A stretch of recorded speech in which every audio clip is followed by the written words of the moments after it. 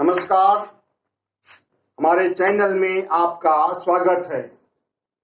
साथियों, आज शायद आखिरी बार किसान आंदोलन पर वीडियो बन रहा है और आज की रात आखिरी रात है किसान आंदोलन की। कल दोपहर तक 2 बजे तक आंदोलन खत्म हो जाने की पूरी संभावना है। संयुक्त किसान मोर्चा के नेता टिकैत का कहना है कि कल पक्के तौर पर पक्के पेपर पर गारंटी लिखी जाएगी जो ड्राफ्ट में सरकार ने भेजा है, उसके बाद आंदोलन खत्म कर दिया जाएगा। और उनका यह भी कहना है कि डिमांड करीब करीब सारी डिमांड मान ली गई है और अभी हम आंदोलन को स्थगित कर रहे हैं, समाप्त नहीं कर रहे हैं।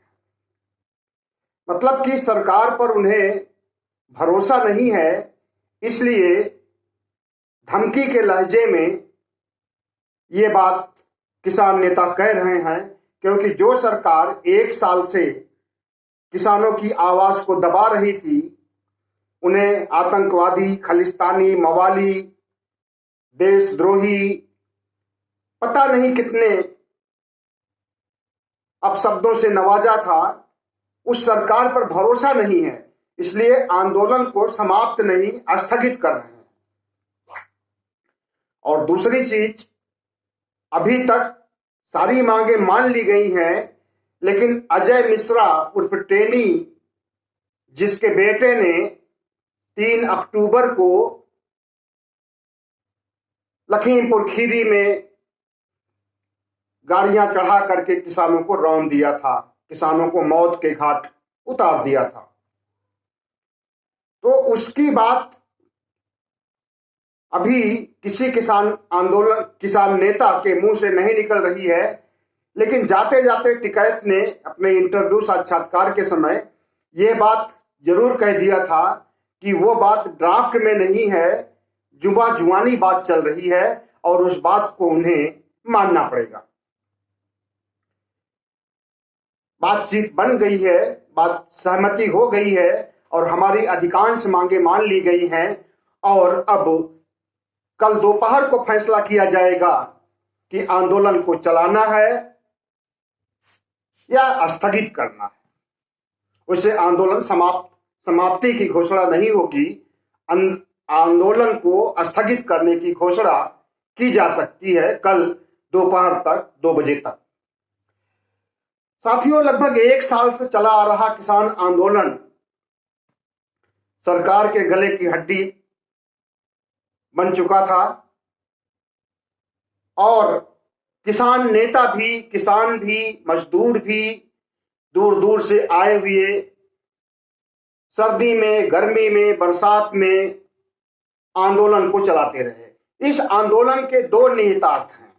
एक तो मोदी सरकार अजेय नहीं है, इनका किला भेदा जा सकता है और इन्हें झुकाया जा सकता है, इनके तानाशाही पर, इनके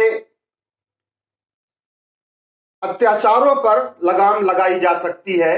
एक ध्वनि तो किसान आंदोलन से ये निकलती है। दूसरी ध्वनि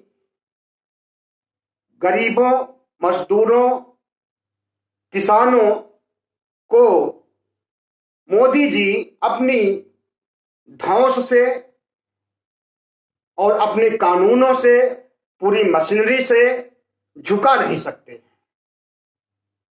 और इनकी संख्या देश में बहुत बड़ी है और इन्हें किसी भी रूप में इनकी खेती को, इनकी कृषि को अडानी, अंबानी या अन्य कारपोरेट घरानों के हवाले नहीं कर सकते।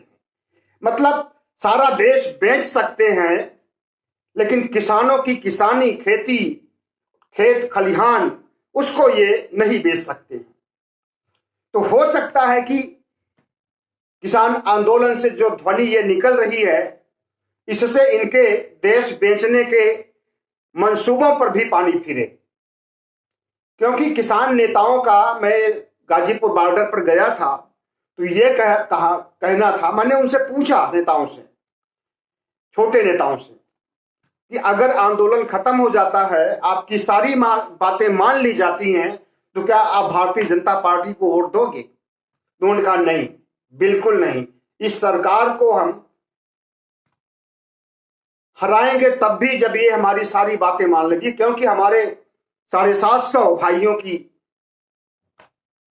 शहादत हुई है, शहादत नहीं, सरकार ने हत्या की है, और हमें 1 साल से सर्दी, गर्मी,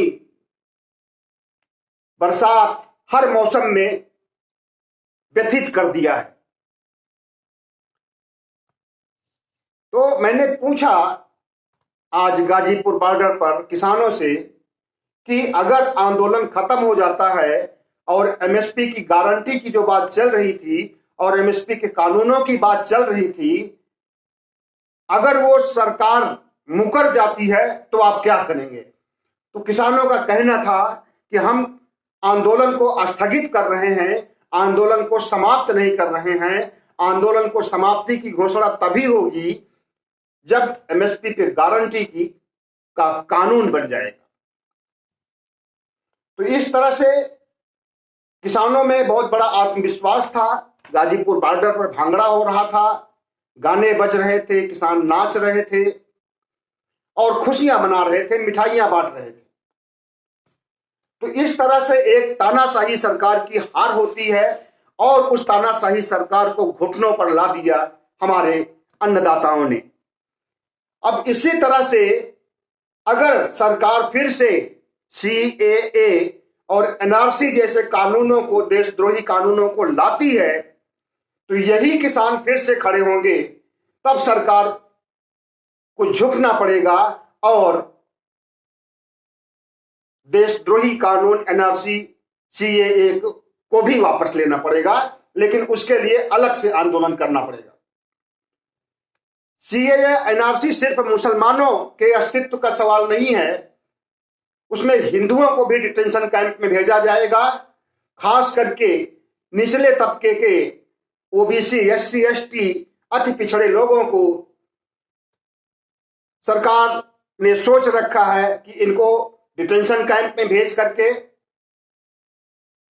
अन्न से जल से तबाह करके मार देंगे, या मुसलमानों को पाकिस्तान भेज देंगे, और या फिर इनकी नागरिकता को ही समाप्त कर देंगे।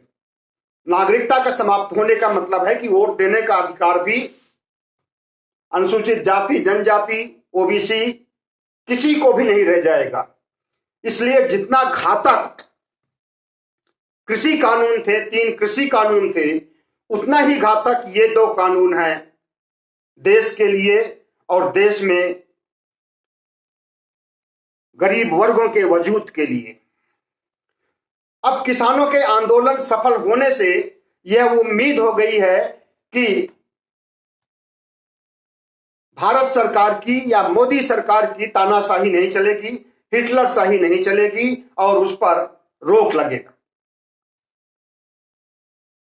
अब बिल्कुल संभावना नहीं है कि अमित शाह और मोदी के सेनापति और भी जितने हैं वो किसी भी रूप में एनआरसी, सीएए को लगा सकेंगे या कोई ऐसी दमनकारी योजना को विस्तार दे सकेंगे जिससे कि हिंदू राष्ट्र बनाने में मदद मिले।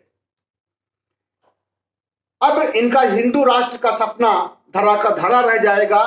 2025 तक इन्होंने जो हिंदू राष्ट्र बनाने की बातें सोची थी अंदर खाने में, आरएसएस के कार्यालय मुख्यालय नागपुर में जो योजना बना करके फाइलों में दबा रखी है, उस योजना को रद्दी की टोकरी में डालना पड़ेगा। देश हित में अगर कोई कानून नहीं होगा तो उसे किसान, मजदूर या देशवासी कतई नहीं मानेंगे। ये मोदी जी को और उनकी सरकार को अच्छी तरह से समझ लेना चाहिए। साथियों, किसानों की हुई जीत पर उन्हें बहुत बहुत बधाई और शुभकामनाएं। और अंततः हम यही कहना चाहेंगे कि अपनी बातों को उन्होंने मनवा लिया, जिसकी की संभावना नहीं थी, लेकिन उत्तर प्रदेश के चुनाव से और 13 राज्यों के आए उपचुनावों के परिणामों से मोदी सरकार ने जिस तरह से घुटने टेक दिया है, ऐसी कभी उम्मीद नहीं की जा रही थी।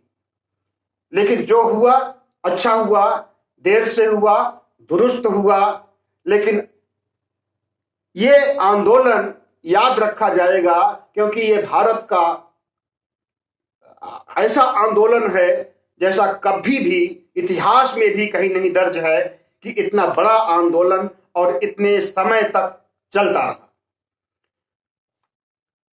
बहुत से किसान आंदोलन हुए हैं, अंग्रेजों के समय में भी हुए हैं, अंग्रेजों के बाद भी हुए हैं, अन्ना आंदोलन भी हुआ था किसानों का, लेकिन इतने लंबे समय तक और इतनी हठधर्मिता और इतनी अपशब्दों की बौछार किसानों पर अन्ना के समय में भी नहीं हुआ था जितना कि मोदी के समय में हुआ है।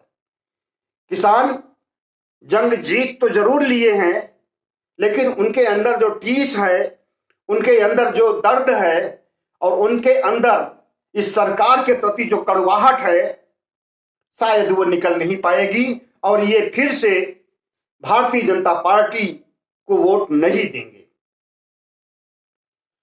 साथियों, हमारे चैनल को सब्सक्राइब कीजिएगा, लाइक कीजिएगा और शेयर कीजिएगा। और कल फिर गाजीपुर बॉर्डर पर जाकर के किसानों से बात करते हैं, उनका साक्षात्कार करते हैं और फिर दूसरा वीडियो आपके सामने पेश करते हैं। सब्सक्राइब कीजिएगा तो जैसे ही हम कोई वीडियो अपलोड करेंगे वो आपको तुरंत मिल जाएगा, और घंटी को बजाना नहीं भूलिएगा। बहुत बहुत धन्यवाद।